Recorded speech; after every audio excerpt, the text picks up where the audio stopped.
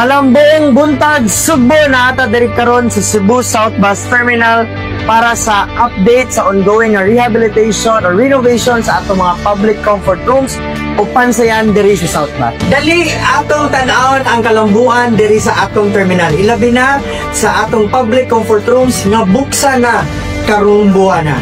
Dali atong sisihon.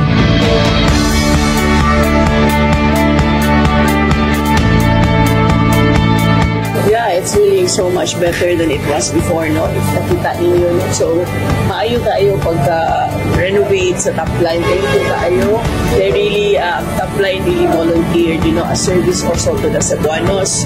And we are preparing this for November 1 and 2 and also for Christmas season. So, we are already talking kung saan na to nga ang mga tao dili wag antos like in the past na taas kay linya anto maabot ko ni Gimol go during the All Souls Day and All Saints Day. So this year ato jud paning kamuto nga dili mag antos ni katawhan niya tagaan ang solution.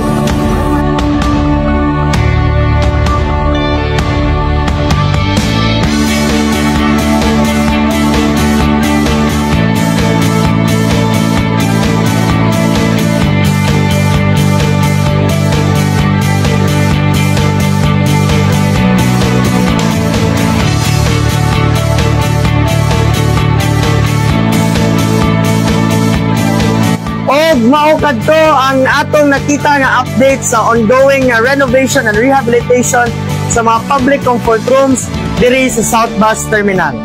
Usa lang kini kalakang sa probinsya sa Sugbo alang sa paghatag og maayong serbisyo para sa mga Cebuano. So this is Ronjo, your Ganaps buddy for Capital Ganaps.